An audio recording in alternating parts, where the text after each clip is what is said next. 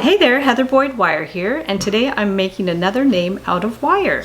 So I'm going to do Catt's name with a little dog paw.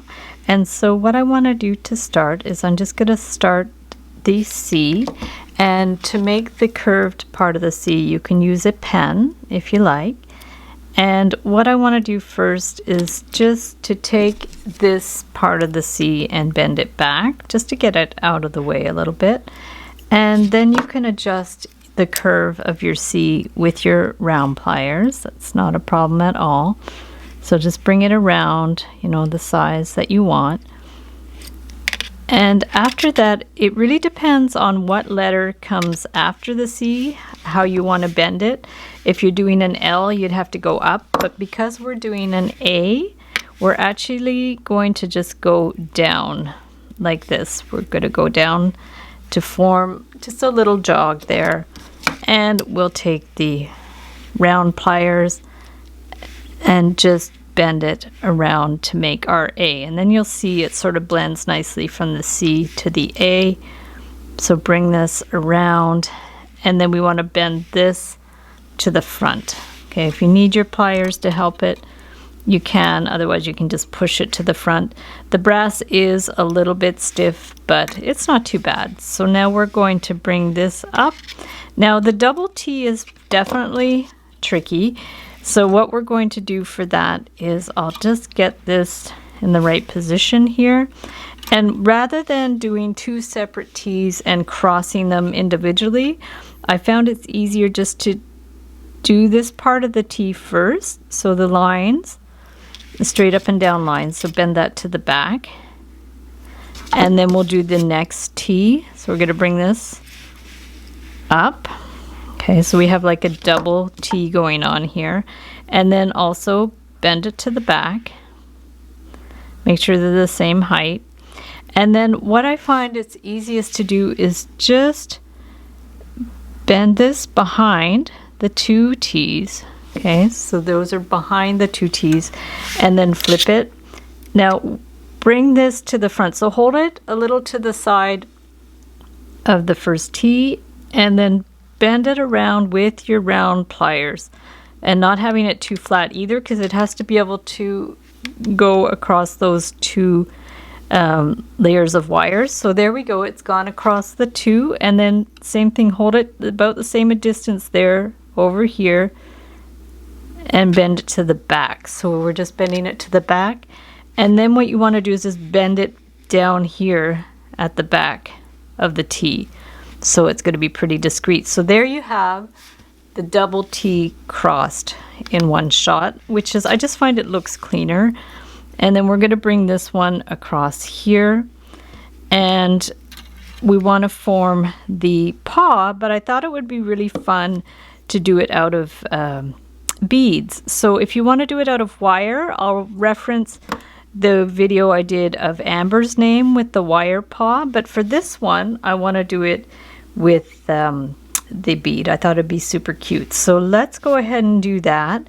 And what I'm going to do is just take this wire and bend it up.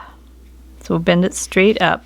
And then I'm going to take an 8mm bead. So this is a hematite bead, 8mm round. I guess if you had a flatter one, it would be good too. It might be even better actually. I'm going to put a little 4mm wire on here.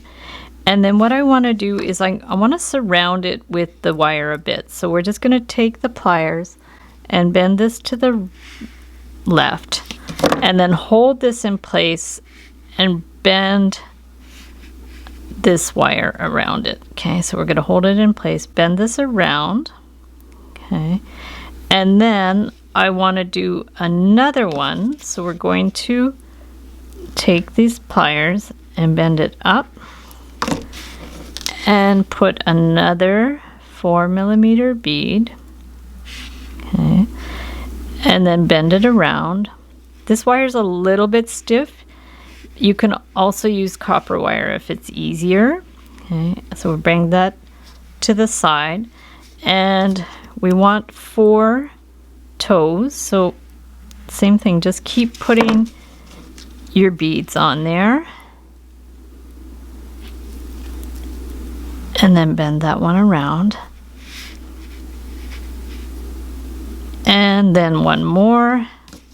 We'll bend it up. Now if you have a different way you like to make a beaded dog paw, go for it. If you have a bead that's actually a dog paw, that would be amazing. It would save you a lot of trouble.